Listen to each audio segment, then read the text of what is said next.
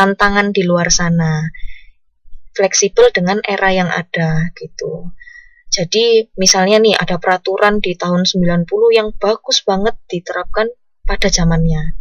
Nah, seorang manajer harus bisa harus bisa fleksibel, nggak boleh pakai itu lagi, tapi harus pakai yang sesuai dengan zamannya saat ini gitu. Itu contohnya. Nah, karena manajer itu muncul karena adanya organisasi pun juga begitu, bakal hancur sehancur-hancurnya kalau misalnya manajer itu bukan orang yang benar. Atau maksudnya manajer itu tiba-tiba nggak ada, atau misalnya manajernya ada tapi dia nggak mengerti fungsinya sama sekali gitu. Makanya seorang manajer itu sangat penting di dalam sebuah organisasi atau perusahaan. Makanya itu gajinya manajer itu tinggi ya, karena memang tugasnya berat gitu.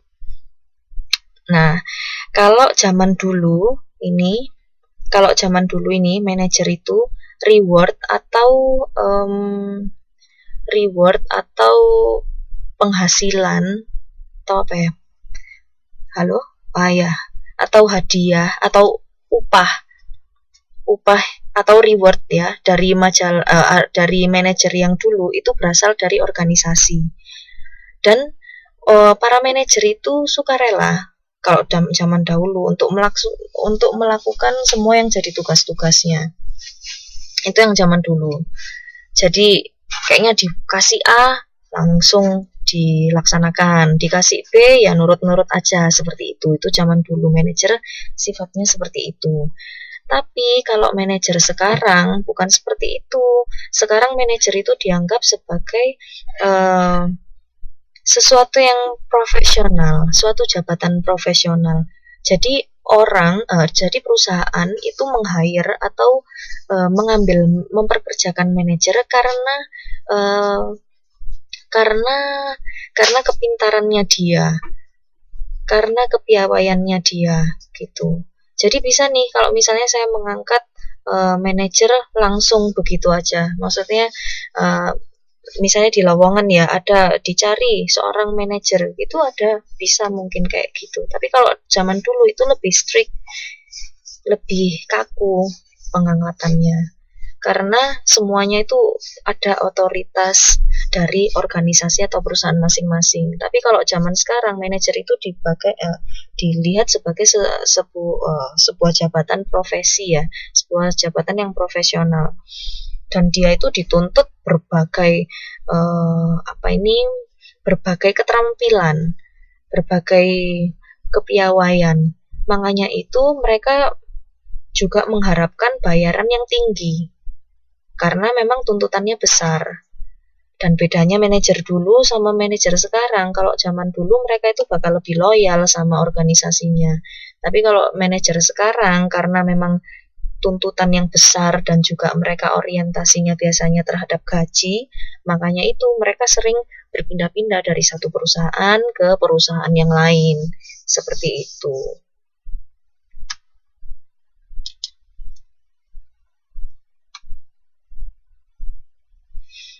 Ada yang ditanyakan? Oh ya, loyal itu maksudnya setia, Mbak. Jadi misalnya kerja di perusahaan A sampai 10 tahun atau bahkan sampai seanak cucunya, sampai dia punya cucu juga tetap di perusahaan tersebut. Itu yang namanya loyal. Tapi kalau yang zaman sekarang susah menemui orang-orang yang bisa seperti itu. Soalnya mereka kan berorientasi pada gaji.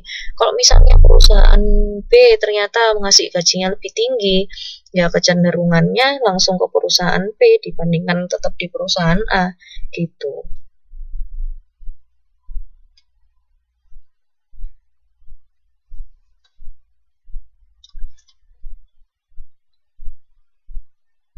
Tes. Halo.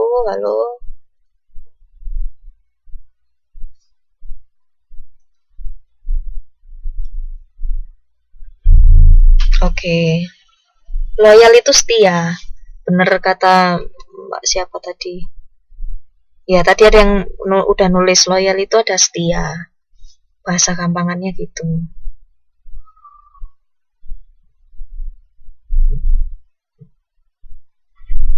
Kalau siapa yang mengangkat jadi manajer ya HRD-nya. Itu kalau teknisnya ya seperti itu. Biasanya yang mengangkat seseorang dari profesi tertentu itu ya HRD-nya dari perusahaan tertentu gitu. Cuman memang yang baik adalah manajer yang sudah lama dalam suatu perusahaan tertentu, karena orang tersebut pasti sudah tahu kekurangan, kelebihan, dan medan di luarnya itu seperti apa gitu. Kalau misalnya orangnya baru, benar-benar baru udah diangkat jadi manajer seperti itu, bagaimana dia bisa tahu dalam waktu yang singkat, ya kan? Pasti harus membutuhkan waktu yang lama untuk mempelajari karakter dari perusahaannya di mana dia bekerja gitu. Nah, harapan orang lain ini kalau misalnya bentar, Mbak Eka Apriani udah masuk absen. Nah, itu kan kalau kita tadi dari dalamnya ya, manajer, kalau kita membayangkan sebagai manajer itu harus seperti ini. Nah, sekarang kalau dari sisi luarnya, orang lain memandang manajer itu seperti apa? Ternyata tuntutannya juga besar loh dari luar itu. Jadi, kalau dari luar, orang-orang mulai dari atasan, misalnya dari presiden dari sebuah perusahaan ya, sampai ke satpam sekalipun, itu harapannya besar sekali kepada manajer, yaitu apa? Sebuah kesuksesan gitu. Jadi harapannya dari orang lain yang melihat sebuah manajer itu sebenarnya nggak lain tidak bukan adalah sebuah kesuksesan itu. Oke, ya, Kut Hendarti sudah di absen. Iya, keberhasilan itu yang dilihat dari orang lain kepada kita sebagai seorang manajer. Jadi mereka tuh melihatnya ya kayak orang awam itu, nggak tahu gimana caranya, yang penting harus sukses gitu. Yang mana? Sukati itu yang mana? Sukati. Sebentar. Sukati itu yang nama lengkapnya siapa? Oh, Mbak Sukati gitu aja. Oke, udah saya catat ya. Enggak lah, enggak serta-merta kalau misalnya manajer itu enggak sukses terus habis itu diberhentikan. Tergantung dari kasusnya. Kalau misalnya enggak suksesnya itu fatal, itu berarti kan ada apa-apa dengan manajer. Berarti dia enggak bisa melihat situasi dan enggak bisa menerapkan tujuan-tujuannya itu tadi. Kalau sudah fatal, ada kemungkinan dia bisa diberhentikan. Tapi kalau misalnya cuman meleset sasaran cuman sedikit aja, ya nggak etis rasanya untuk langsung memberhentikan manajer seperti itu. Nah, kemudian di sini juga ada beberapa jenis manajer. Yang ini ada pembagian manajer ini dibagi berdasarkan beberapa hal ya. Yang pertama ini dilihat dari golongannya, dilihat dari lininya. Yang lini pertama ini dari yang bawah, yaitu adalah lini, ini yang pertama adalah lini pertama atau lini bawah. Biasanya manajer yang ini adalah mencakup manajer kantor atau manajer departemen.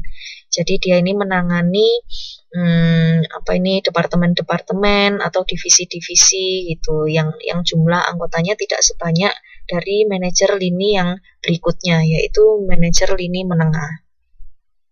Kalau lini yang menengah ini dia jabatannya lebih tinggi, biasanya misalnya adalah general manager gitu, atau manajer pabrik, atau manajer wilayah, itu yang menengah. Kalau yang puncak lebih tinggi lagi, yaitu misalnya CEO atau wapres, wakil presiden gitu ya, di bawahnya presiden langsung gitu. Itu kalau dilihat dari golongan atau lininya. Nah, kemudian kalau dilihat dari berikutnya ini dari fungsinya, sebentar ya. Ini slide-nya agak acak ini. Nah, kalau dilihat dari fungsinya, manajer ini ada dua macam. Yang pertama adalah Supervisor itu termasuk di lini bawah.